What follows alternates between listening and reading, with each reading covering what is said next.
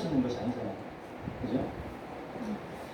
여러분, 돈이 세상에서 중요하긴 합니다만은 돈보다 더 중요한 것은 지혜라고 하거든요.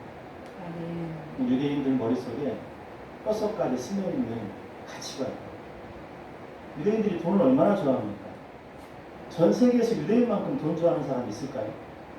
없어요. 그들이 그렇게 돈을 좋아하지만 그들의 뼛속까지 그들에게 그들의 삶을 지탱하게 하는 것은 뭐냐면 하나님에 대한 가르침이에요. 표면적으로는 돈을 좋아하는 유대인들이 할지라도 그 마음 깊은 곳에, 그 영혼 깊은 곳에 그들이 정말 인생의 가치에 중요하게 여기는 것은 하나님 말씀에 대한 가르침이다.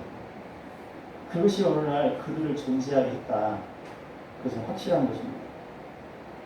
오늘 말씀 가운데 우리가 굉장히 중요한 말씀 함께 좀 나눴으면 좋겠는데요.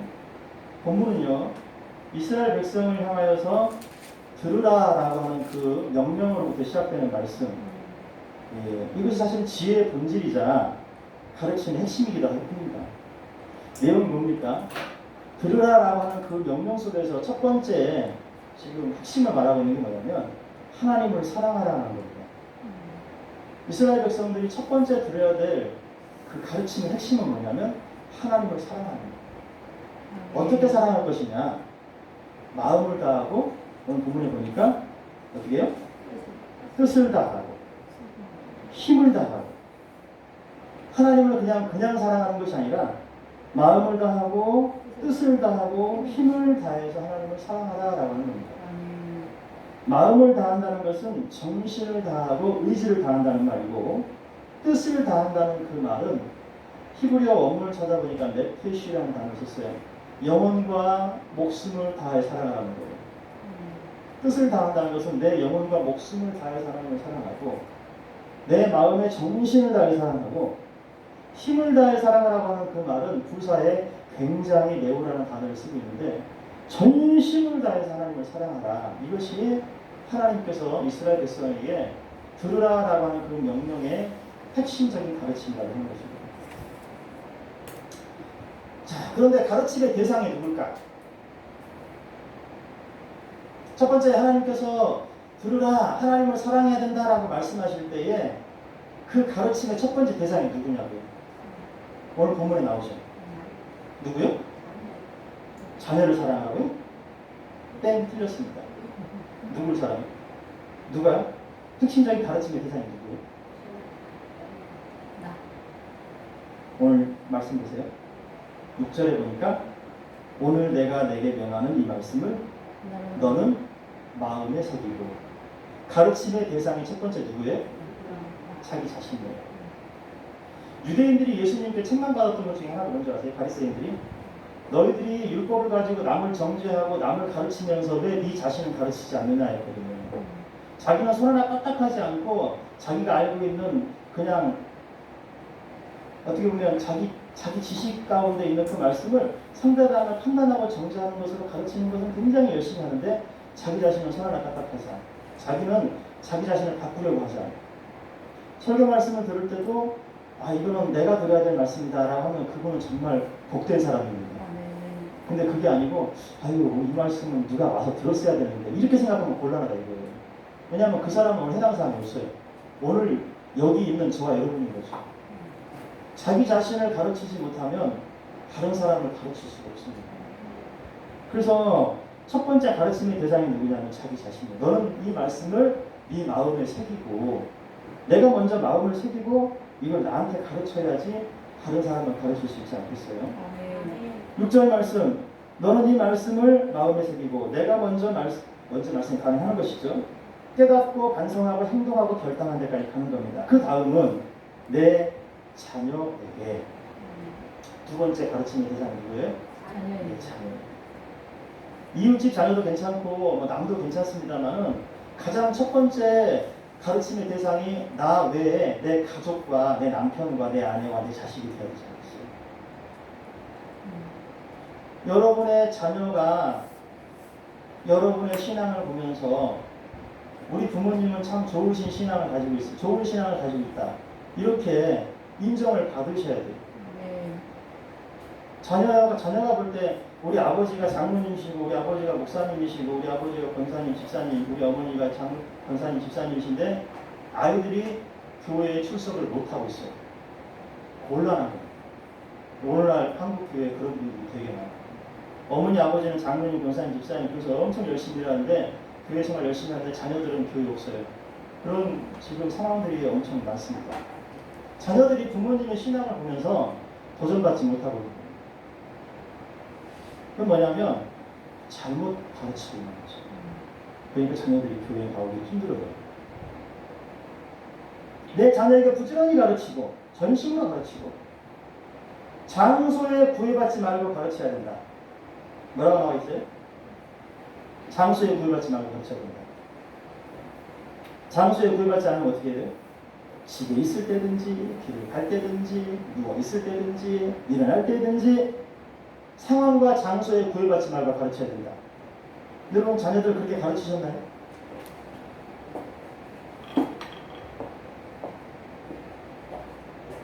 두 번째는 뭡니까? 장소와 시간을 극복했다면 손목에 메어서 표적을 삼고 미간에 붙여서 표를 삼고 손목에 메어 기호를 삼다는 건 뭐냐면 쌓인 표적입니다.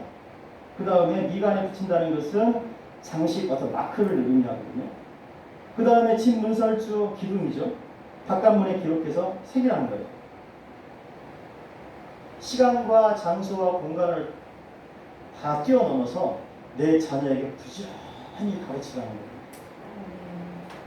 귀에 딱지가 않게 가르치라는 거예요. 왜 이렇게 해야 되는가? 이렇게 행한 결과가 있습니다. 이렇게 해야만 하는 이유가 있는 거예요.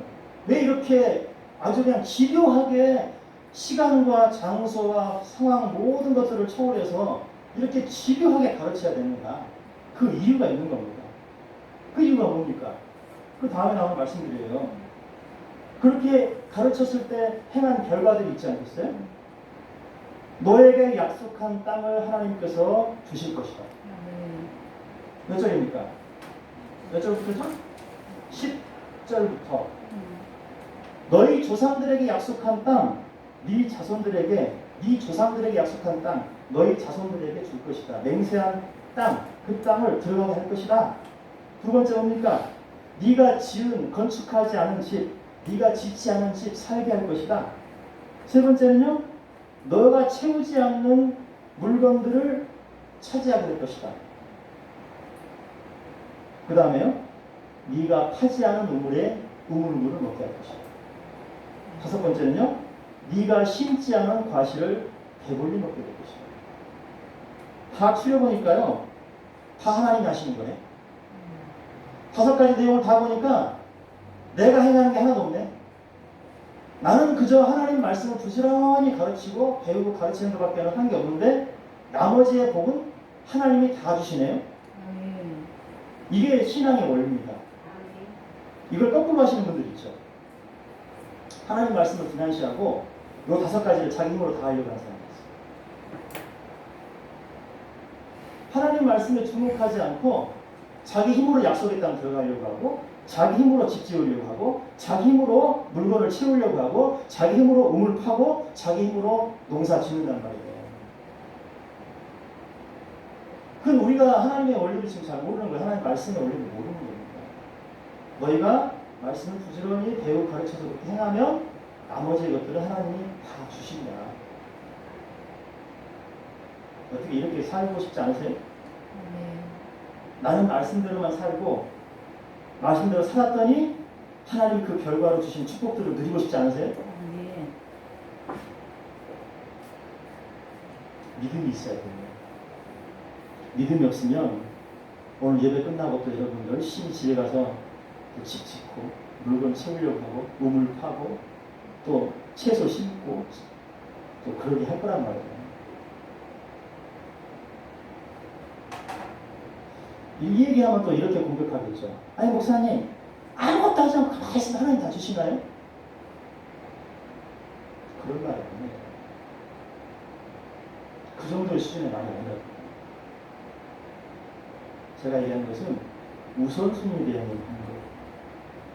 우리가 하나님 말씀을 의지해서 우리에게 주신 삶을 최선을 다해 살아가는 이것은 허무맹랑하게 아무것도 하지 않고 가만히 있으라는 얘기가 아니에요.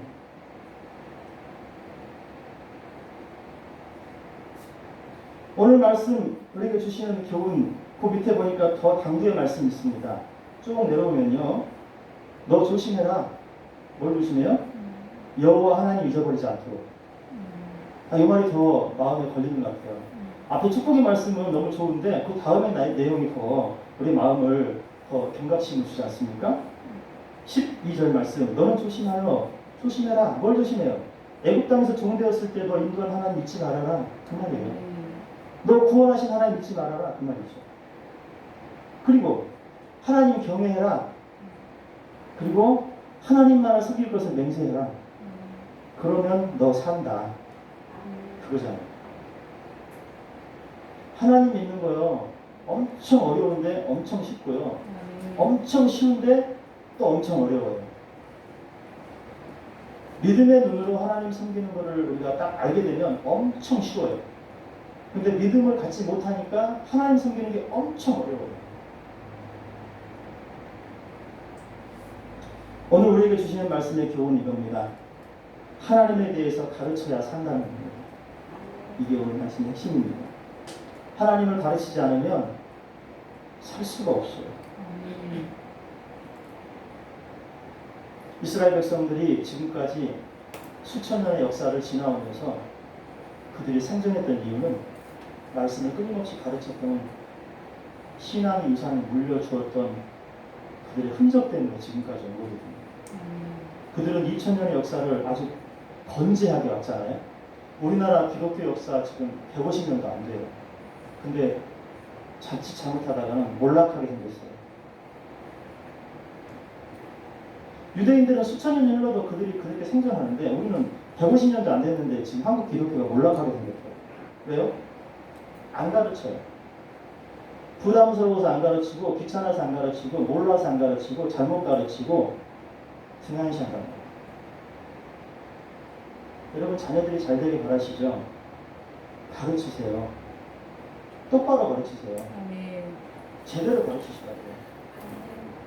엉터리로 가르치고 내가 신앙이 못 다르니까 안 가르치는 경우도 많은데 그렇게 하시면 안 돼요. 진짜 큰일이에요. 돈 물려준다고요? 자식들 돈 물려주면 나중에 재산 싸움 때문에 부모님 돌아가시면 더 안 좋게 되는 상황들이 훨씬 많더라고요. 디모데후서 3장 16절에 모든 성경은 하나님의 감동으로 된 것으로 교훈과 책망과 바르게 함과 보세요. 교훈과 책망과 바르게 함과 의로 교육하기에 유익하다. 근데 그걸 안 가르친다고요? 하나님의 사람을 온전하게 하며 모든 선한 일을 행할 능력을 갖추게 한다. 그런데 안 가르친다고요? 당연히 가르쳐야죠. 잠언 22장 6절에 마땅히 행할 길을 아이에게 가르쳐라. 그러면 늙어도 그 말씀을 떠나지 않을 것이다.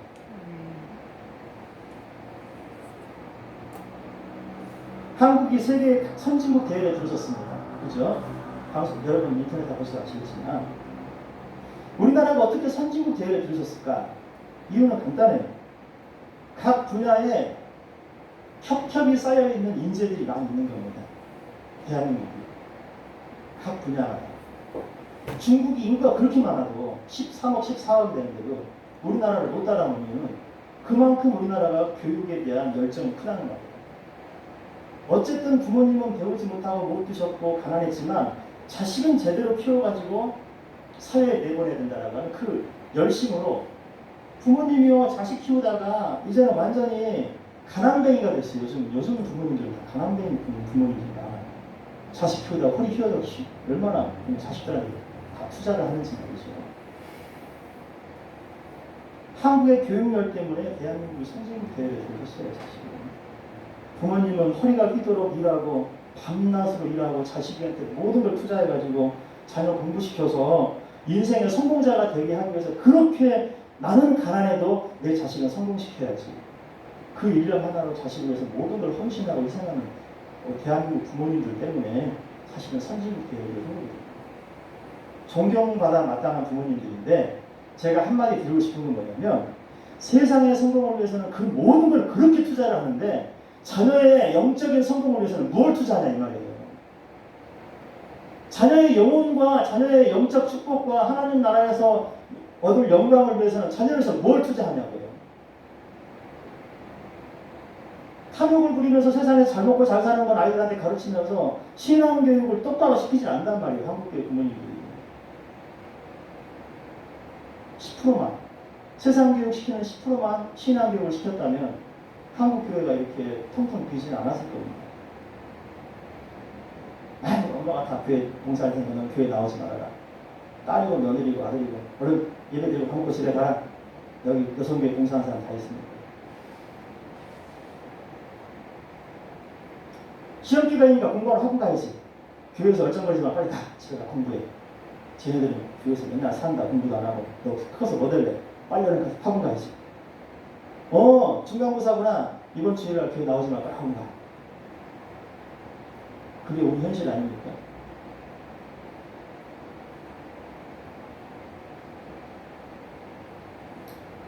인생 성공을 위해서 그렇게 투자하면서 신앙 성공을 위해서 투자하지 못하는 우리의 신앙의 현실을 우리가 좀 직시하자고요.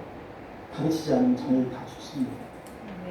우리가 가르침을 제대로 하지 못하는 이유가 있습니다. 두 가지인데 첫 번째는 뭐냐면 내가 그렇게 살고 싶지 않기 때문에 안 가르치는 겁니다. 우리 솔직해지자고요. 내가 신앙생활, 그 신앙생활을 정말 전심으로 하나님 앞에 최선을 다해서 마음을 다하고 뜻을 다하고 성품을 다해서 하나님 사랑하고 그렇게 살고 싶지 않기 때문에 자녀를 못 가르치는 거예요. 두 번째, 전자는 살고 싶지 않아서 못 가르친다면 후자는 살지 못해서 못 가르치는 거예요. 그렇게 살지 못해요, 부모가. 왜요? 왜 살고 싶지 못하고 왜 살 수 없냐 이 말이에요. 왜 그렇게 살고 싶은 마음이 없고 왜 그렇게 살지 못하냐 이거예요. 거듭나지 못해서 그래요. 성령으로 거듭나면 그렇게 살고 싶어져요. 죄송한 얘기지만 성령은 가만두질 않아요. 우리 마음속에. 성령이 들어오시면 하나님 뜻대로 살게끔 이끌어 가시기 때문에 나를 가만두지 않으신다고 그분이. 그러니까 살고 싶어지고 사라진단 말이에요.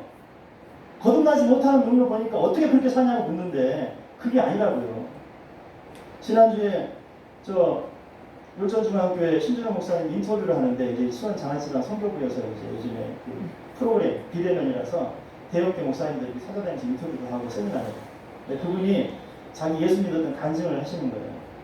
집안이 지금은 그 집안은 말이죠. 신준호 목사님 그 가정의 집안은 양가 가족들 다 모이면 목회자가 40몇 명이었대요. 30몇 명인가? 40명. 거기는 모이면 그냥 교회 하나 나와. 양쪽 집안이 모이면 그렇게 그냥 다 믿음의 집안인데 처음부터 그런 건 아니고 자기 할머니가 원래는 좀 그 지역에서 점을 보시고 좀 그 신기가 있는 그런 분이었고 다 예수 안 믿는 분이에요. 옛날 얘기 하시는 거예요. 근데 할머니가 어떻게 전도를 받으셔가지고 예수를 믿게 됐는데 그 옛날에 그 부흥사 신영준 목사님이라고 아마 연세 드신 분들은 아실 거예요. 그분이 집회할 때마다 막 어마어마한 부흥의 막 성령 역사들이 많이 있었는데 이분이 그냥 그 부흥 집회에 어떻게 그냥 얼떨결에 준호야 얼른 와라. 그래서 이제 집회에 가자고 고등학교 때 책가방 메고 뿜 짝짝 씹으면서 이제 거기 간 거예요. 집회에 사람들을 막 바글바글하고 집회 현장에. 그래가지고 막 사람들은 막 인산 이래가 돼가지고 광대산까지 다 올라와서 예배를 드리고 그런데 뒤는 그냥 삐집고 그냥 그 자리에 와가지고 군들군들 와가지고 광대산까지 왔는데 성령이 임해가지고 광대산 근처에서 껌 씹고 예배 드리다가 성령이 그냥 그 자리에 그냥 성령 역사가 일어나니까 너무 놀라가지고 껌을 삼켜버렸대. 껌을 삼켜버려가지고 자기는 목사가 되려고 생각도 안 했는데 할머니가 이미 소원해버렸어. 자기도 모르는 사이에 자기는 받쳐졌다 이거예요, 목사로. 근데 하나님이 객관적 증거, 주관적 증거를 다 주셨어요. 객관적 증거는 뭐예요? 할머니의 소원이고 주관적 증거는 성령이 임해버렸어요. 그러니까 이건 어떻게 할 수가 없어. 그럼 자기가 필연적으로 목사가 돼야 된다라고 하는 그때 깨달아 성령이 역사하시니까. 성령의 불을 받으니까 짝짝 씹던 껌을 씹을 수가 없어서 놀래가지고 껌을 삼켜버리고 하나님 앞에 떼굴떼굴 불러서 성령의 역사를 그냥 뜨게 하고 변화받은 그 이야기를 하시더라고요. 여러분, 성령 역사 일어나면요, 그렇게 사는 거예요. 하나님 이끌어 가십니다.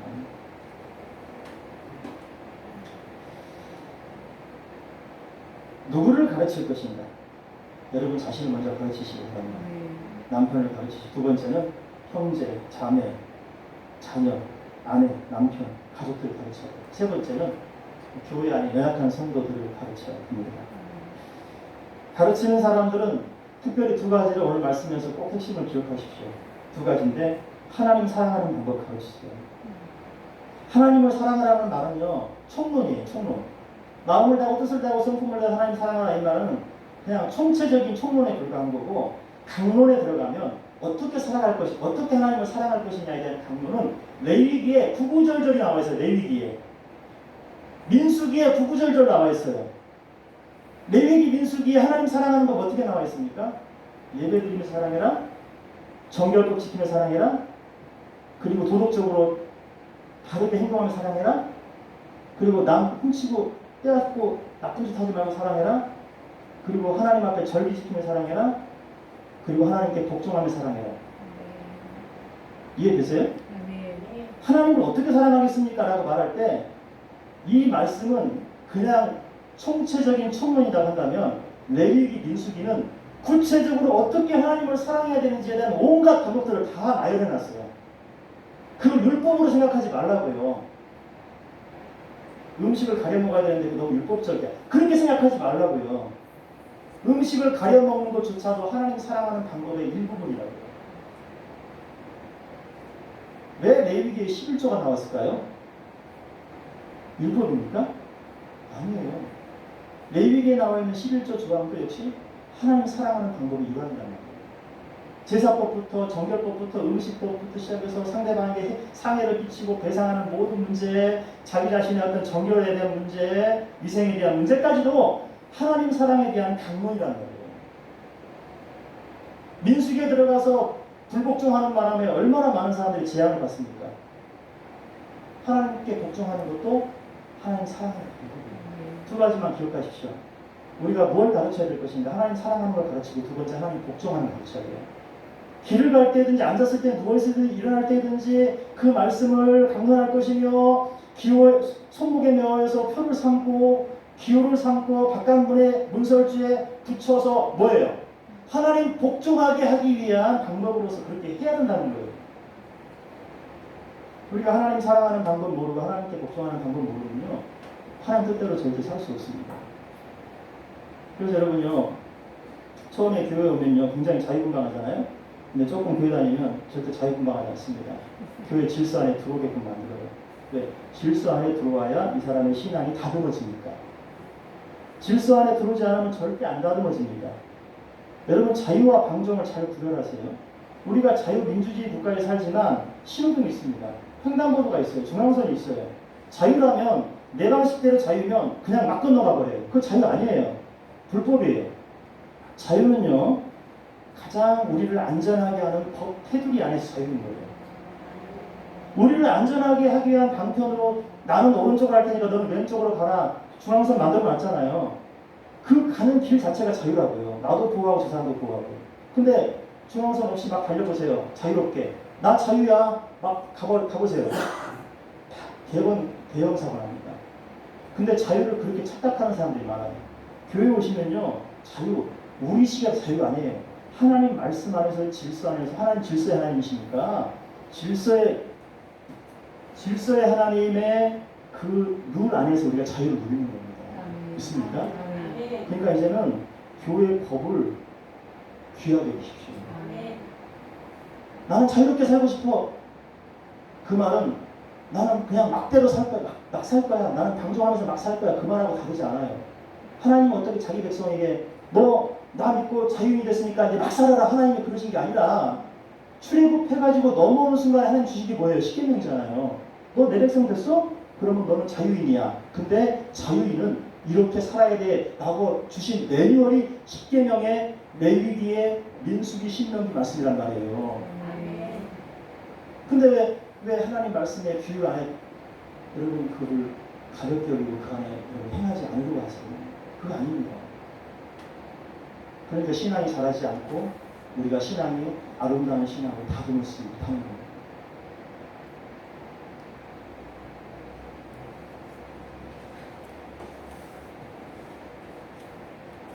록펠러가 여러분 손자들에게 엄격하게 교육시킨 것 중에 하나가 뭐냐면 금전교육이라고 합니다. 록펠러는 돈이 많은 사람이니까. 근데 금전교육을 시키는데 그 손자들에게 금전교육을 시키는데 그 중에 하나가 데이비드라는 손자가 있었습니다. 데이비드 록펠러. 이 데이비드 록펠러가 할아버지를 만나면 할아버지가 항상 용돈을 25센트, 그 당시에 25센트 용돈을 주시는데 주말이면 어김없이 그 돈에 대한 사용 내역을 할아버지한테 제출을 해야 돼요. 25센트를 어떻게 사용했는지 결산하는 겁니다. 그래서 그 돈을 적절하게 바르게 사용했으면 5센트를 더 주고, 만약에 적절하게 사용하지 못했고 내역서가 좀 석연치 않으면 용돈을 떼버리는 거예요. 덜 주는 거죠. 그리고 할아버지 록펠러가 데이비드 록펠러 손자에게 하는 말이 두 가지를 항상 강조했답니다. 내가 너한테 주는 용돈 그 중에서 10%는 반드시 하나님께 드려라. 믿기 아니다. 하나님 거다. 두 번째, 용돈의 10%는 반드시 하나님께 드리고 또 10%는 좋은 일에서 다른 사람을 도와준 일에 남겨둬서. 우리가 가끔씩 어떻게 종종 저도 배웠어요. 사실 선배 목사님이 가끔씩 이렇게 특별하게 사례비 말고 어떠한 루트를 통해서 사례비나 감사함이나 이렇게 누가 이렇게 다른 목사님께 전달해준 이 목사님이 자기 사례비는 그냥 뭐 쓰되 특별히 봉투로 이렇게 누군가가 이렇게 주시는 이렇게 돈이 있으면 꼭 안 쓰시고 사무실 서랍에 이렇게 넣으시더라고요. 넣으셨다가 특별하게 그렇게 써야 되는 상황이 도래하면 그 돈을 그렇게 써요. 이건 내 게 아니라고. 난 그 목사님 참 존경해요. 배웠어요. 하나님께서 특별하게 내가 예측하지 못한 어떤 봉투를 물질을 주시면 누군가에게 흘려보내라고 주시는 돈이구나. 그리고 자기가 쓰지 않고 그것을 고이고이 놔뒀다가 꼭 하나님 그 돈을 쓸 타이밍을 주실 때 그걸 열어서 쓴단 말이에요. 그래서 나도 나중에 저렇게 해야지. 선한 일을 위해서 구별해 놓는 그 마음이 하나님께서 정말 기뻐하시는 마음입니다. 근데 이 록펠러가 손자에 가르친 거예요. 너는 11조를 드리되 나머지 11조는 또 따로 떼서 좋은 일을 쓰도록 구별했다가 기회가 되면 그 돈을 쓰라는 거예요. 나중에 데이비드 록펠러가 크게 성장해서 맨하탄, 미국 뉴욕에 있는 맨하탄 은행장이 됩니다. 은행장. 멋지죠. 하나님 앞에 우리가 가르침 받는 만큼 성장하는 거예요. 미국 클린턴 대통령이 한 번 더 얘기할게요. 재임 시절에 각종 수문 때문에 르인스키라는 뿐만 아니라 여러 여인들하고 어떤 그런 이성적인 추문 스캔들이 많이 있었는데 그 사람의 어린 시절을 한번 보니까 어린 시절 이런 겁니다. 핫스프링이라고 하는 그 지역이 빌 클린턴이 살던 지역이 아주 유명한 온천이 나오는 지역이에요. 거리는 온통 여관, 도박장, 찬란한 네온사인 이천거리고 술집, 꼭 우리 수원의 파장동 같은 그런 지역입니다. 어머니는 5번이나 가출을 하고 말이죠. 아마 어머니 아버지 사이가 안 좋았던 거예요. 환락과 퇴폐가 늘 펼쳐져 있는 그런 도시. 그런 도시를 이 소년 클린턴은 늘 그 거리를 등하교를 해야 됩니다. 몇 킬로씩 걸어서 퇴폐와 환락의 거리를 이렇게 풍경화가 펼쳐져 있는 그런 거리를 걸어서 학교를 오가는 거죠. 그 아이가 배울 때 뭘 배우겠어요? 저는 사실 이 고등동에 아파트가 지어지면서 수원역 주변에 있는 좀 그런 데가 정리되는 게 참 바람직하다고 생각해요. 왜냐하면 거기 다 주거 지역이잖아요. 알게 모르게 우리는 계속 배우고 있습니다. 배우고 있고 알게 모르게 우리는 또 누구를 가르치고 있어요. 나도 모르는 사이에 나는 무언가 배우고 있고 나도 모르는 사이에 나는 무언가 계속 가르치고 있다는 거예요. 우리가 보고 배운 것 그거요 내 생각을 지배합니다. 여러분이 뭘 배웠든지 여러분이 배운 것을 여러분 가만히 생각해보세요. 그것이 여러분의 생각을 지배해요. 저와 여러분의 생각을 지배하고 그 지배하고 있는 그것이 우리의 수준이 돼요. 수준. 내가 영향받은 그것이 나에게 배움이 돼서 내 수준이 된단 말이에요. 그리고 그것을 말로 표현하게 돼 있어요. 왜? 생각하는 거니까. 그리고 그 말로 표현하는 걸 끝나지 않죠? 또 그걸 행동하게 돼 있어요. 그럼 저 사람이 무엇을 생각하고 말하고 행동하느냐에 따라서 그 사람의 수준이 보이나요? 수준이. 저 사람은 무엇을 배웠고 무엇에 영향을 받았길래 저렇게 행동하고 저런 말을 하고 저런 생각을 할까. 이제 이걸 우리가 바꿔야죠.